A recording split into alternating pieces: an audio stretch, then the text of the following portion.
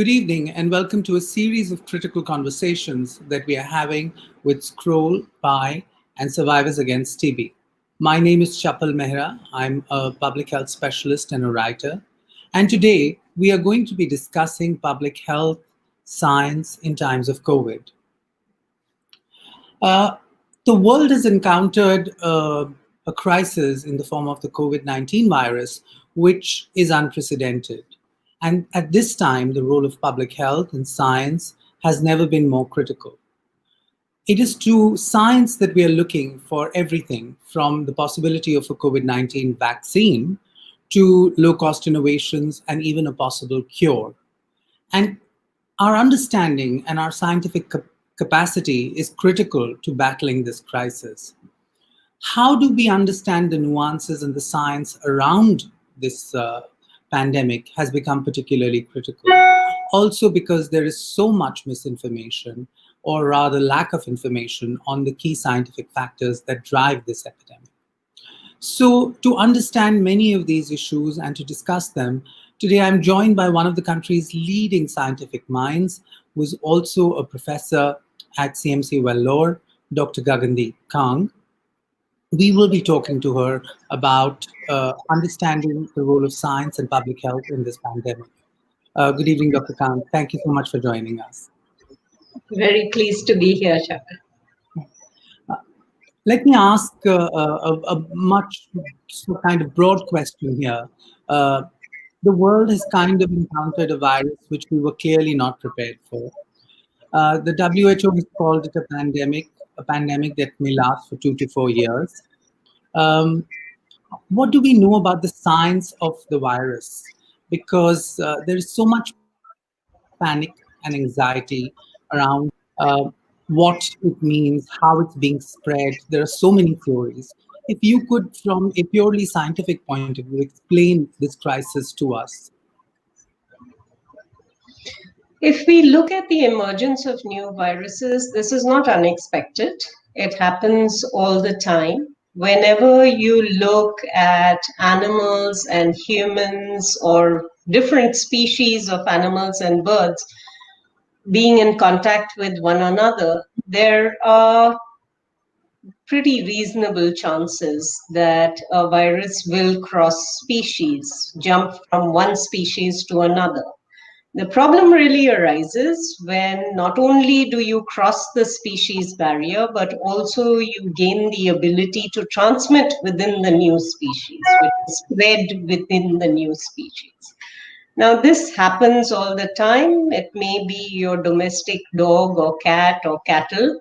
You will be transmitting viruses to them. They will be transmitting viruses to you, but most often those viruses die out. Occasionally, you get a virus that crosses the barrier and starts to spread. This is not a rare event. If we look from the 1970s to now, it happens repeatedly every year. So look at AIDS. That's actually a zoonotic virus. Look at Zika, that's a zoonotic virus. Look at H1N1 that came in 2009. That was a zoonotic virus. So is MERS, so was the first SARS, so was Ebola. So if we look at SARS-CoV-2 being amongst us now, this is not something that was unexpected. The scale of it perhaps is something that we did not anticipate. In fact, when scientists sit around a table and think about where is the next pandemic coming from, what's usually on top of everybody's minds is a new influenza, and that's the scary one, something that transmits very easily and causes high mortality. In some sense, instead of panic and anxiety, actually, we've been pretty lucky, and we should recognize that this is a hugely transmissible virus. It made that jump, but it is not a virus that has a very high mortality rate. It's estimated that it's somewhere between 1 and 2%, perhaps even less than that. When you get infected, your chances of dying are very dependent on it. So while it is scary in the sense of the numbers, It's actually not scary at the scale of the infections that we are seeing. And as we move forward, I think these are aspects of the virus that it's very important for us to understand. The other thing is there will be another one like this. I mean, that's a sobering thought to work with. Name a location. Which location are you looking for? I'm sorry, that seems to be an accidental voice. Let me just say that is the sobering thought in a sense, because you're saying there will be another one. People are talking of new waves of the virus, because the WHO is already, like I said earlier, talking to us about 2 to 4 years. Now, another broad question that I want to ask is, how should... I need some more information. Sorry, What location are you looking for? that's my phone. That's all right. We'll hold for a second. My So apologies, I haven't figured out how to shut off automatic assistance. you and me both. So I just wanted to ask you this: how should countries prepare themselves? How do people prepare themselves with regard to this?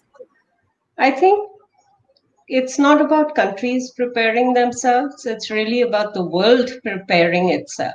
Because if we look at the way viruses spread now, we are not safe until everybody is safe. We are not prepared until everybody is prepared. These viruses spread very easily. We have air travel now, which means you can get from any major city in the world to any other major city in 24 hours or less. So, given that this virus has shown us what happens when you can have asymptomatic infections with the virus, that means that no amount of screening or checks at airports are going to tell you who is carrying the virus and who is not. All you can say is these are people coming from a place that has a high level of circulation of the virus.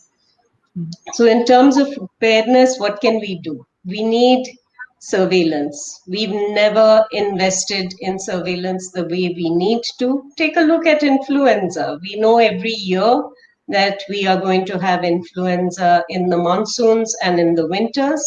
The amount of surveillance that is done for influenza in India is very limited, done by a few agencies in a few locations. So when that is for something that you know is going to carry a very high burden, where are the systems for detecting something that you don't already know about? So we are lucky in that science now gives us the tools to be able to very quickly identify pathogens that we have no experience with.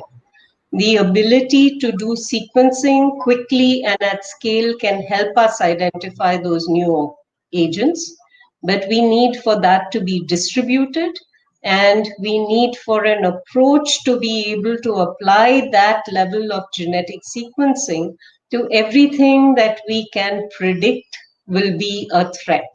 So people who live in forests, certain kinds of animal species like bats, doing some amount of surveillance in birds, doing some amount of surveillance in domestic animals, all of this in addition to screening humans, especially when you see clustering of cases, people who have similar clinical features coming into a facility at a time when you don't expect it. It's not rocket science, but it does require joined up thinking and investment. Thank you for pointing us into that direction, because I think we often forget that some of the more fundamental investments in preparedness can actually mitigate some of the circumstances that arise in the future.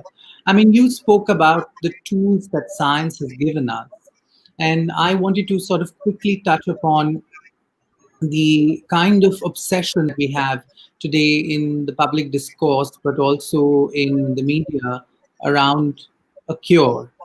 And the solidarity trial, which has been extensively talked about. We know that there have been different kinds of narratives, from HCQ to remdesivir and the numerous other ARVs that were brought into the trial.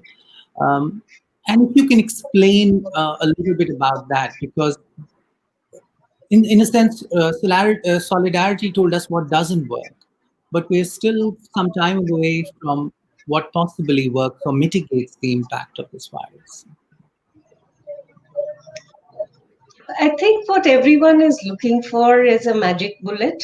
Yeah. You take one drug, you're cured, or it prevents infection, and you'll be fine. But most diseases actually don't work like that, not even infectious diseases. If we look at viruses, viruses are much more of a challenge than bacteria. And why is that? That's because most bacteria are outside cells. So whatever you apply that can kill the bacteria, break them down, stop them from multiplying, will get rid of the bacteria. Once the bacteria become intracellular, it becomes much harder. Now, viruses, by definition, have to get inside cells to be able to multiply, which means when you develop an antiviral drug, it has to attack a process of the virus and not damage the cells of the human. So developing antivirals is very challenging. And it really is because we had a huge investment in making antivirals for HIV that we have the range that we have today. When you look at what Solidarity was trying to do, Solidarity, Discovery, Recovery, all the large trials that have happened so far, all of them were trying either drugs that existed before as licensed products or as unlicensed products. So these were existing antiretrovirals like lopinavir, ritonavir. Remdesivir was actually developed as a drug for Ebola, found it didn't work, and then tried it on MERS, and on MERS it seemed to show some effect in cell culture systems and then in animals. So it was then repurposed for trying out for this. Now, when we do trials, the idea, it's always useful to take something that is off the shelf and try and use it to see whether it works in people, because developing a new drug takes time. So for us, having an answer on what does not work is really valuable, because you're not going to waste time with that. If you don't do the kinds of studies that you've had with Solidarity and Recovery, what will you wind up with? You will wind up with a situation where every Dr. Tom, Dr. Dick, Dr. Harry will try their favorite medicine, and you won't know whether it works or not. Sure, a patient or two or 10 or 20 or 100 might get better with whatever drug they try, but they might have gotten better anyway. We know that in over 80% of people who are infected, they are not going to progress to severe disease. You could easily ascribe that to any treatment you tried out. This is why doing controlled studies, randomized controlled trials that remove elements of bias is absolutely critical in generating evidence about what works and what doesn't work. There is a lot of discussion right now about, shall we throw away remdesivir because Solidarity showed that it did not work in terms of preventing mortality. That is countered by the fact that the FDA has just licensed remdesivir, and they had a study showing that it shortened the duration of hospitalization by 5 days. I think it's very important for people to understand that in a trial, you have an outcome that is defined at the start. So when a trial fails to show an effect, it fails to show an effect for what the trial was designed to test for, not for everything that that drug could do. So the fact that remdesivir does not prevent mortality does not mean that remdesivir does not prevent viral replication, that remdesivir will not work earlier in illness. But these need to be evaluated. Same thing happened with hydroxychloroquine, where it was used as a prophylactic without evidence, and the trials that were done initially for hydroxychloroquine were not for prophylaxis, they were for treatment. We showed that it didn't work for treatment, and only later did we get the evidence that it also did not work for prophylaxis. So while we wait for something that works, it's good to know what doesn't. And that's also an important note. I'm just going to remind our viewers that we are taking live questions, so you can ask us questions on Twitter, on Facebook, on Instagram, and we will try and have them addressed as much as we can by Dr. Kang, time permitting. You spoke about what doesn't work, and we've seen one issue very briefly that I wanted you to give your opinion on is plasma therapy.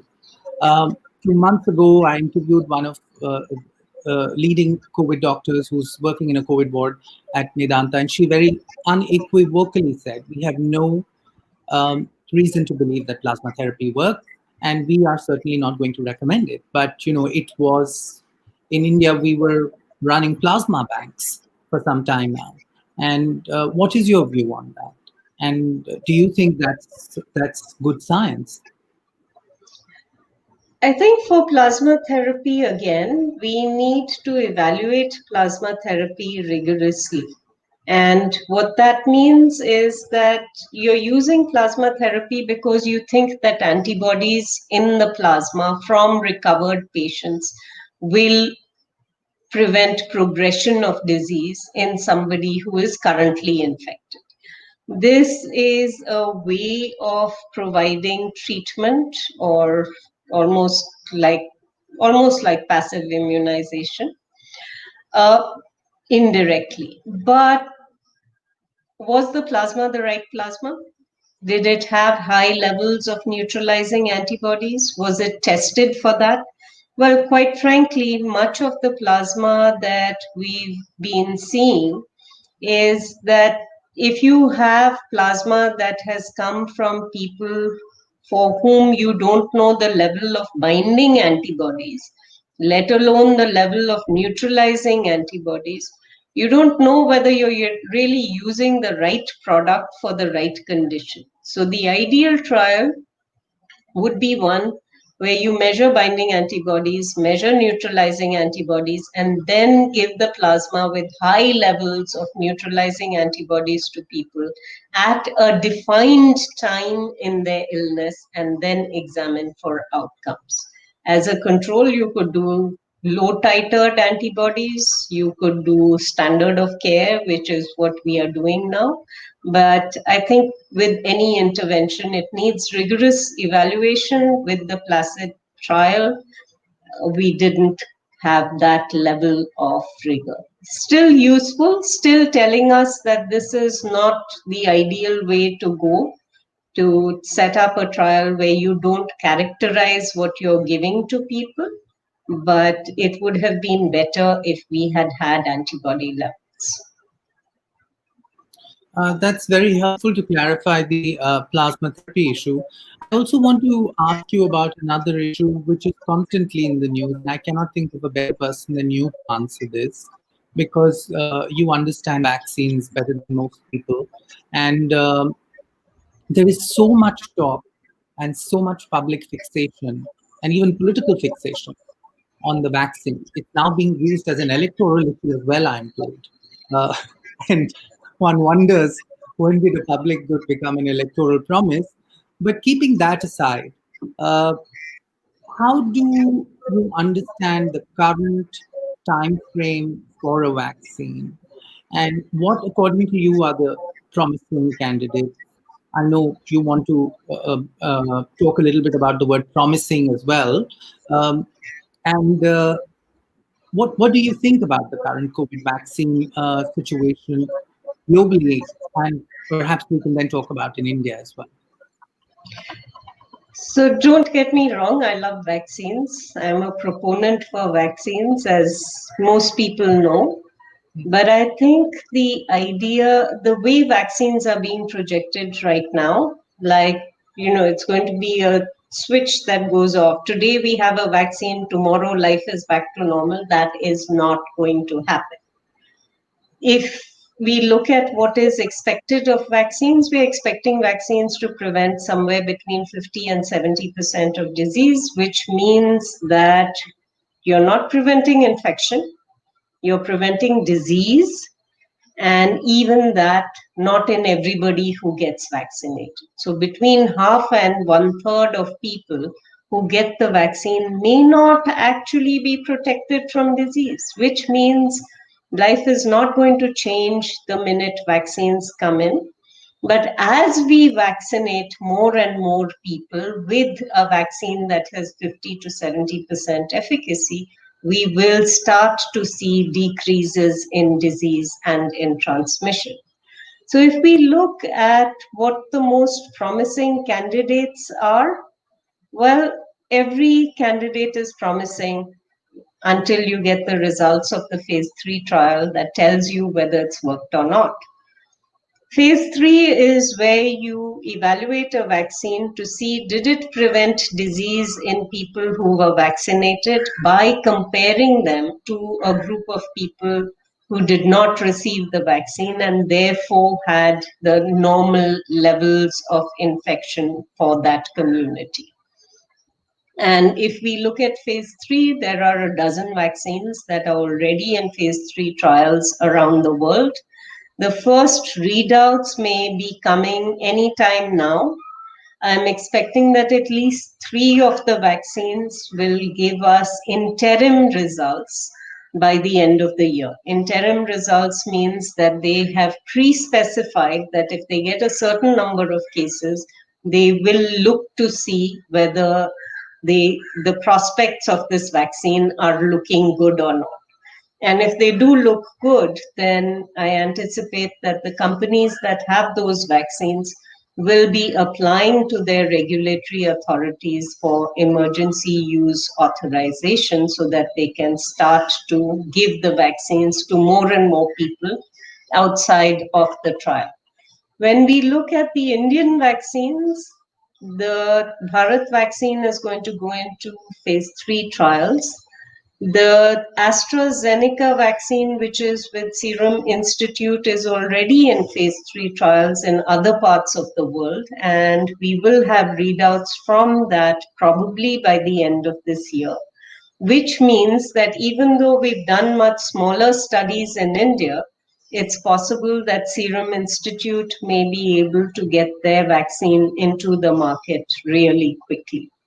With the other vaccines that are being made in India, where the phase 3s have to be done in India. So that means Covaxin, that means Zycov-D, that means the Gamaleya vaccine with Dr. Reddy's laboratories.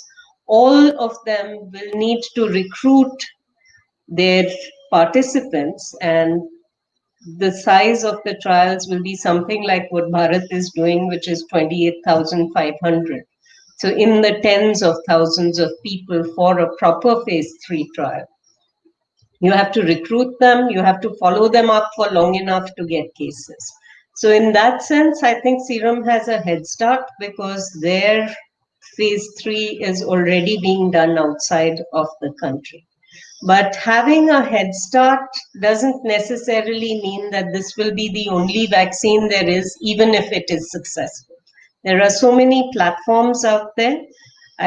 Because there is a limitation on the number of doses that any one manufacturer can make, even if the first vaccines are successful, we will continue to look for other vaccines to go forward as well. I did want to ask you this question about, because you mentioned vaccines and we are halfway through the mark of our discussion, and I have a ton of questions that have come up to us on Facebook and other platforms. But before I take them, I do want to ask you this question about equity and access, because this is possibly one of the large epidemics. And because it is so, I mean, the WHO also called it an infodemic, saying that there is so much information out there. And this has been the number one trending thing on everything except the elections. and some high visibility news. What about equity? How do the most vulnerable and also the poorest people get it? Um, there is already an accelerator which has been started, which is looking at issues like this. But what is your view? How should we ensure access and equity across the world? Okay, so to start with, I actually chair a committee which is called the Equitable Access Committee for the Coalition for Epidemic Preparedness Innovations. And we started to discuss the question of equitable access when CEPI was established, because the purpose for establishing CEPI was to make sure that when there was an outbreak, people got the vaccines without needing to worry about the cost of the vaccine or who made the vaccine. Now, that was set up for epidemics. And in epidemics, you have a limited size. You need tens of thousands or hundreds of thousands of doses. Now, we are not in an epidemic, we're in a pandemic where everybody wants the vaccine. The last pandemic that we had, which was H1N1, there were vaccines made, and it was very interesting that vaccine nationalism came into play. Every country that made vaccine did not share the vaccine with anyone else. WHO set up a mechanism to distribute vaccines to poorer countries, but the companies provided the vaccines late, and they provided very limited doses of the vaccine, so it was practically useless by that time. So this time, the intention of the ACT accelerator, the Access to COVID-19 Tools accelerator, and the COVAX facility is to make sure that we don't repeat those mistakes. WHO has established the fair allocation principles, and WHO has a working group that has looked at a prioritization framework which has developed the principles by which countries should decide how vaccines should be allocated. The first principle is reciprocity. So people who are putting themselves most at risk to treat infections, to manage patients, treat infections, should be the ones who are protected first. So that obviously means healthcare workers. And of course, there are complexities in that. If you have limited doses, who's a frontline health worker and who is somebody, a professor who sits in the office does not need the vaccine like an intern does. The second is to look at people who have um, higher risk, and that is really the elderly and people with comorbidities. So, through the COVAX facility, which is seeking to provide vaccines to 92 countries that were originally included in the Gavi Alliance, and these are the poorest countries in the world. India is among them, having formerly been eligible for Gavi funding. The idea here is that the COVAX facility will get, and we are pretty close to the target, get 2 billion doses of vaccine, and then make sure that they are distributed around the world. This is stratified. First, it will be 3% of the population of every participating country in the COVAX facility, and then an additional 17%. So 20% of the world's population, especially for low and middle income countries, are promised vaccine through the COVAX facility. The idea is exactly what you said. The poorest and the most vulnerable should be given access to vaccines without needing to worry about how much a vaccine costs. This is very helpful again, because I think there are continuing concerns about access all across the world, and a body of that nature would certainly help. I'm going to start asking you a few questions because we've just so many. Anasuya Basu is asking a question which is, I think, on everybody's mind, and it's also in the news. Um, which is that it's being said that India is probably past its peak, and by February, the pandemic might scale, I'm sorry, might scale down quite considerably. What do you think, Dr. Kang? I'm sorry for laughing, but Dr. Kang, I'll just leave it to you to explain this.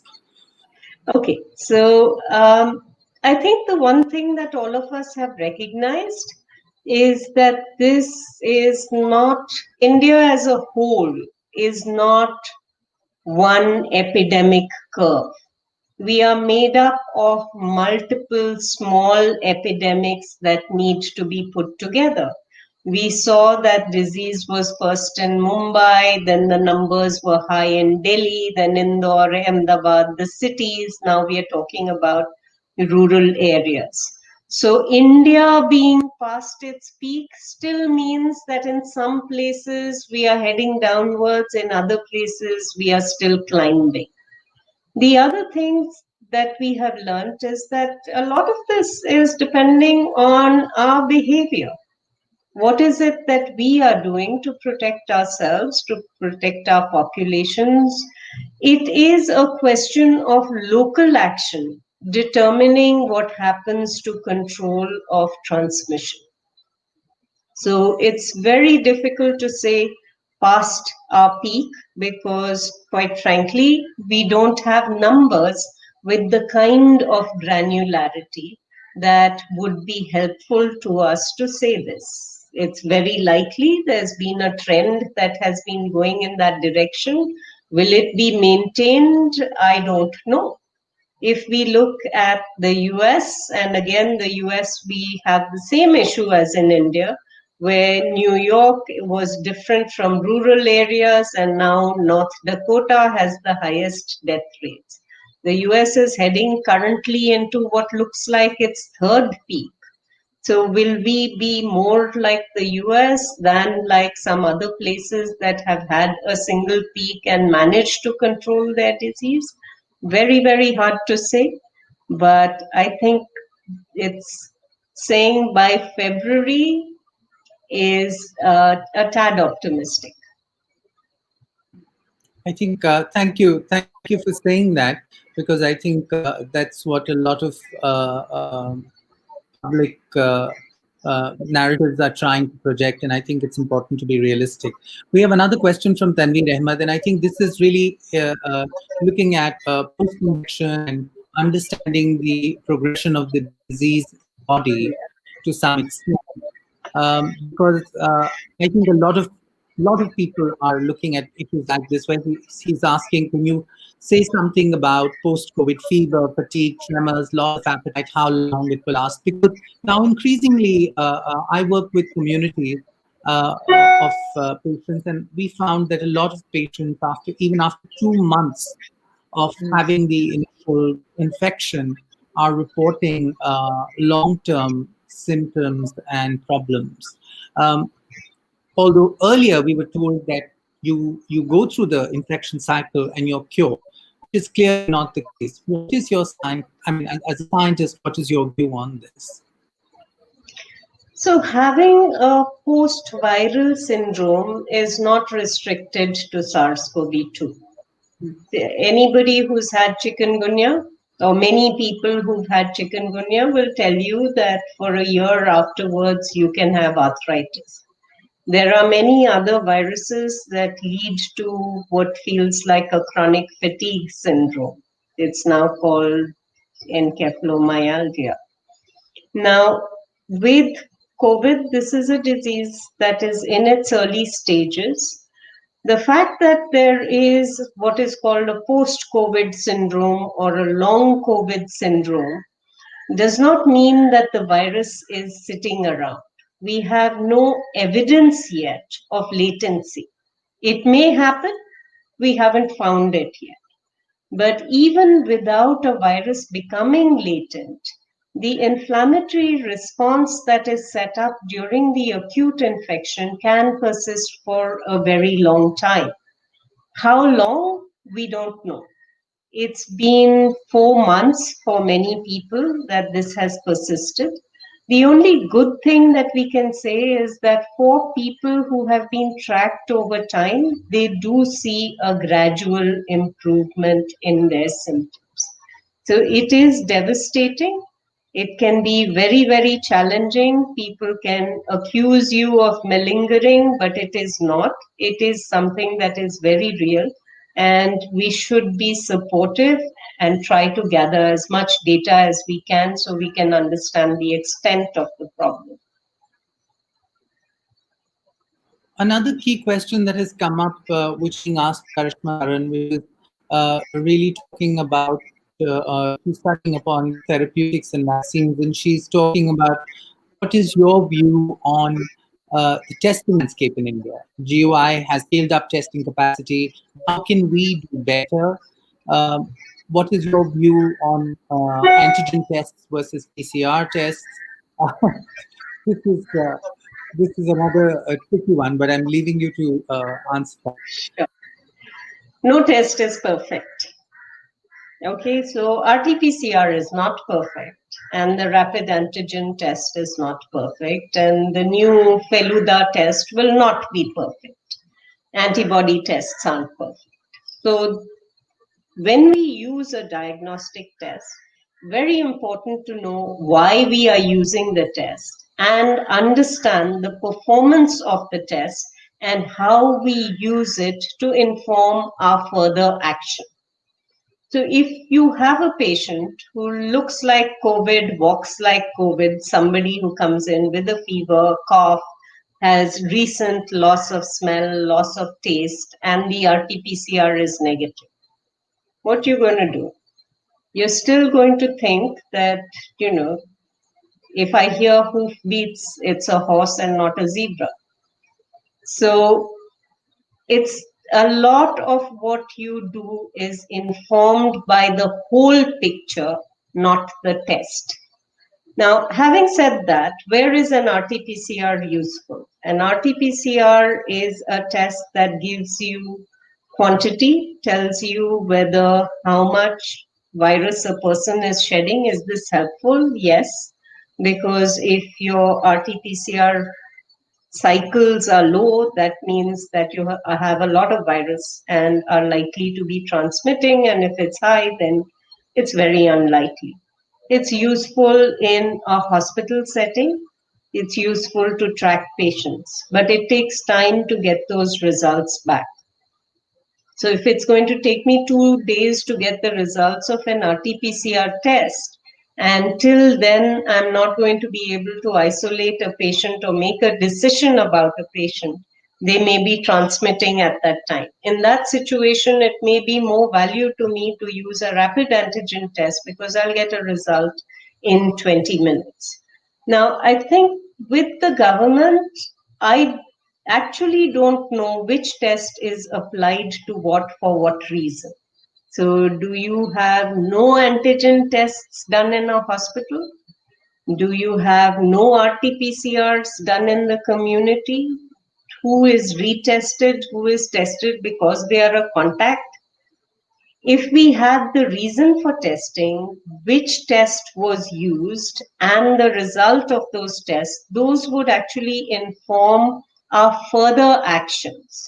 Right now, I don't have the data to have an opinion. I can just say one thing.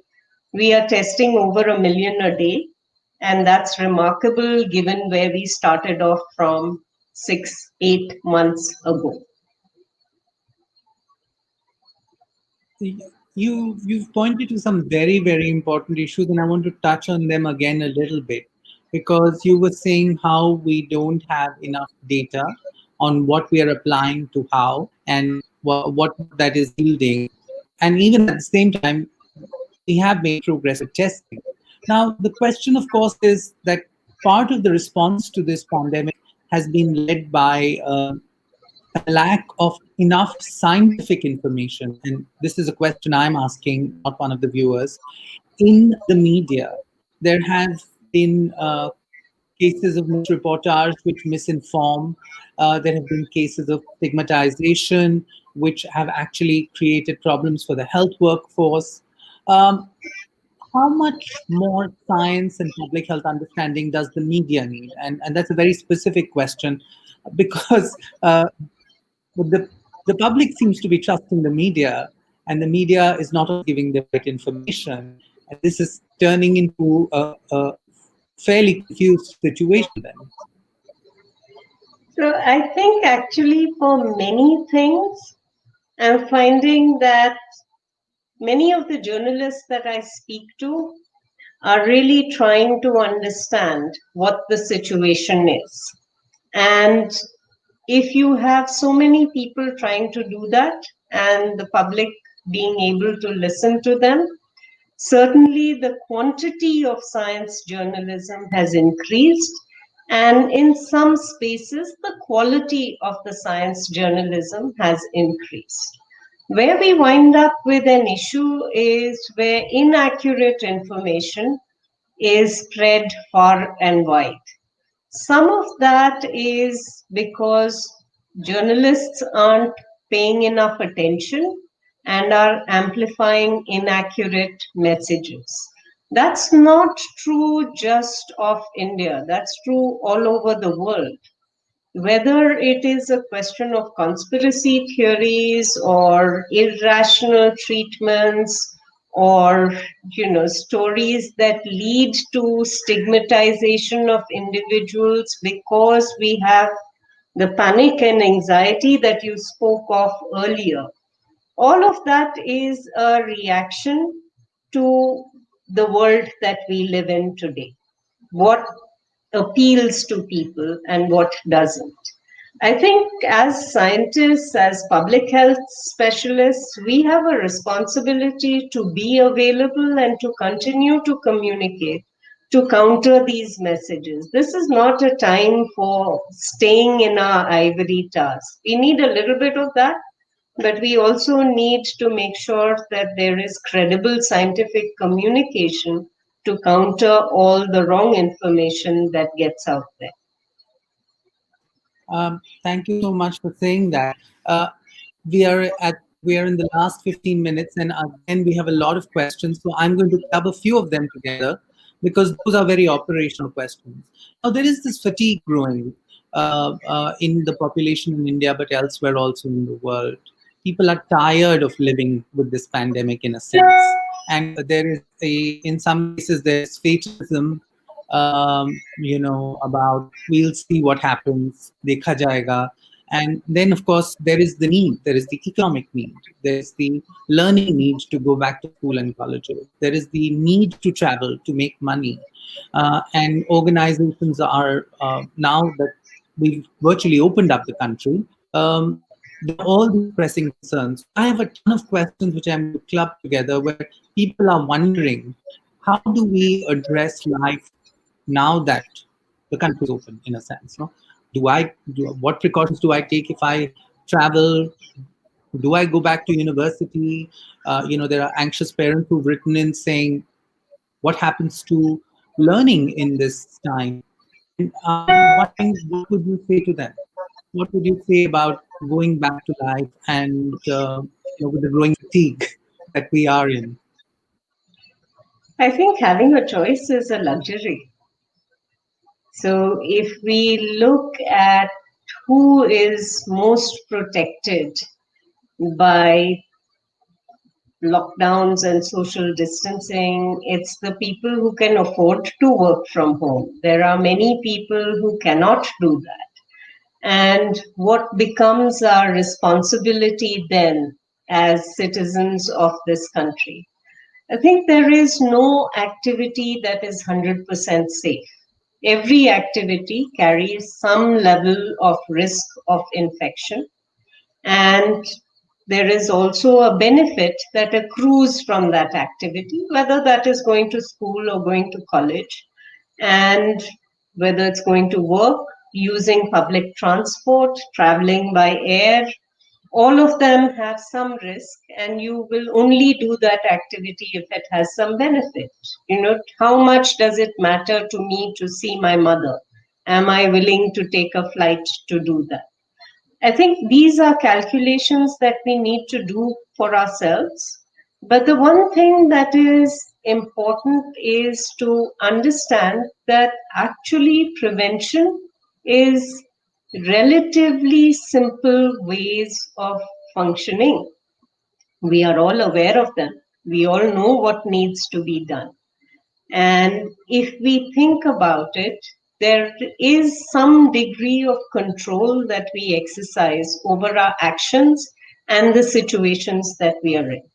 So, what is it that you can do to deal with your child's school?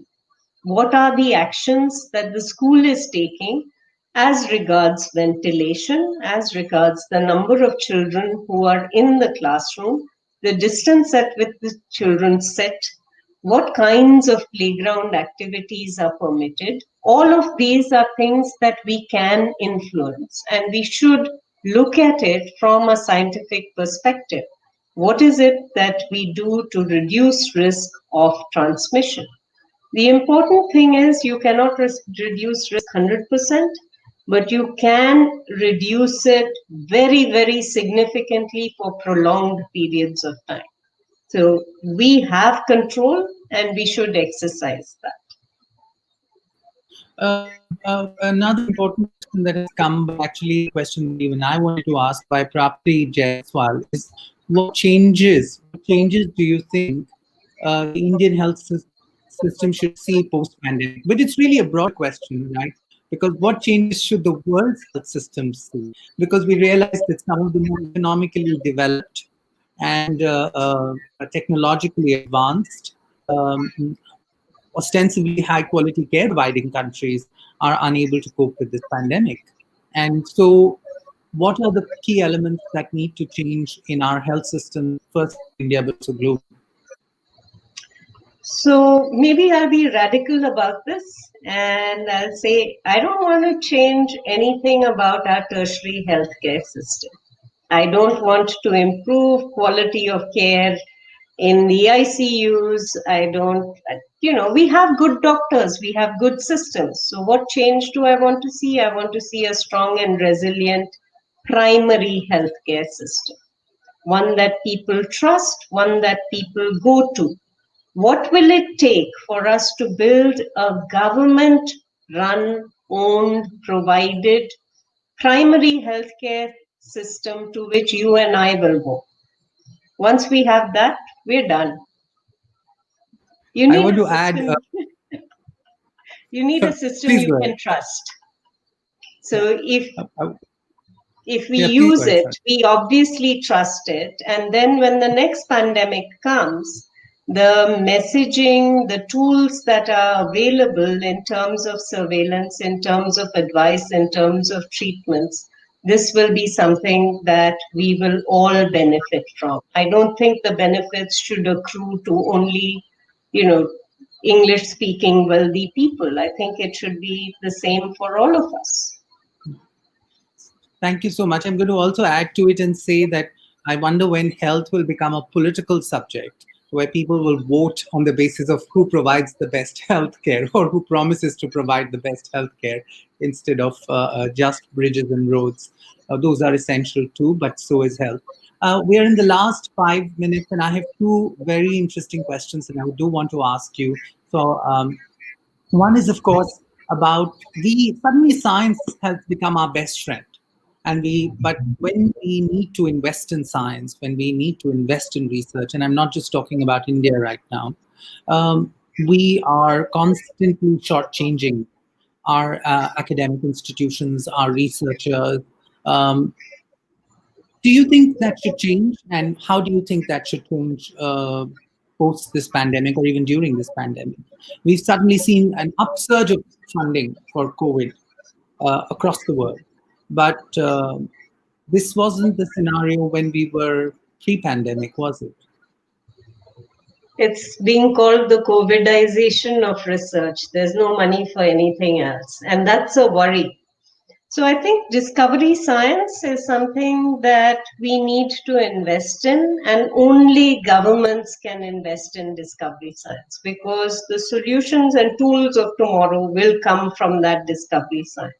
When we think about application, that is where partnerships with industry and investment in R&D that can be joint investment can be done.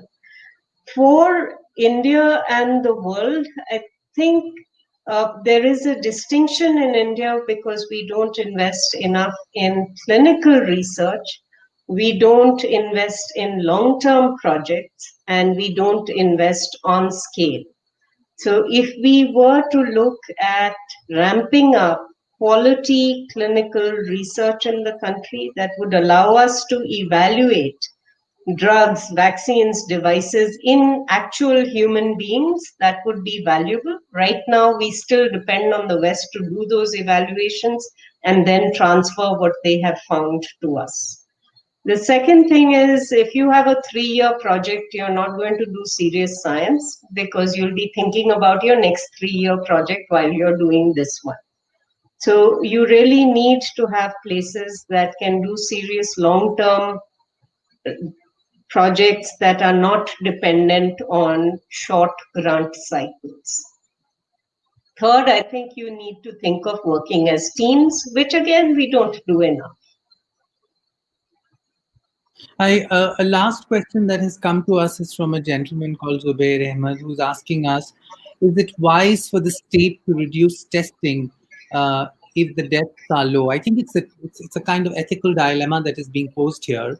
Was it ever wise for the state to reduce testing, whether the deaths are high or low? So what would be your view briefly on that? So I think these are the kinds of situations for which our decisions should be informed by modeling exercises. Infectious disease modeling is an incredibly useful tool that we don't use enough of.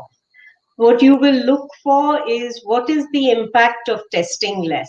What kinds of situations might I miss if I decrease the amount of testing? But when you do modeling, all modeling has to be informed by prior data. And then you see whether the model's predictions hold or not. If you operate in a data-free zone, then the results that you have can go in any direction and you'll never be wrong because, you started with any assumption that you could make. Let me ask you the last question, which is in a sense science question as well, but also a broader social and economic question, where we are talking about vaccines, we're talking about cures, we are talking about hospital beds and ventilators and the number of tests. We aren't talking enough about basic nutrition. We aren't talking enough about food security, and we're not talking enough about the economic devastation that is unfolding right now and will follow post this pandemic in a country like India. This is, as many economists have warned us, the beginning of of a nutritional crisis, of population health crisis. What is your view on that? How much should we be focused on that, and what would you suggest? So I don't know if you know that I work on diarrhea and nutrition. I do. Chronic stunting is a problem we've had before, and sadly for India, the levels of stunting that we have in children, even though that it has been a downward trajectory, it's been very, very slow to improve. And if we see kids taking a hit, and it's likely that we will, then that has impact not just this year, next year, but for their entire lives, because it affects not only physical development, but cognitive development, and therefore academic and economic achievements. So everything that we can do to ensure that we protect nutrition for the vulnerable, make sure that they stay healthy, is an investment in our future. Well, thank you so much. Thank you so much for joining us and spending a whole hour with us. We still have a few questions, but we've completely run out of time. And I'm sorry, we'll try and answer those questions the best we can on our Facebook page. Thank you so much, Dr. Kang, for making time today. And thank you. We really enjoyed this discussion, and I hope you did too. I did, and thanks a lot.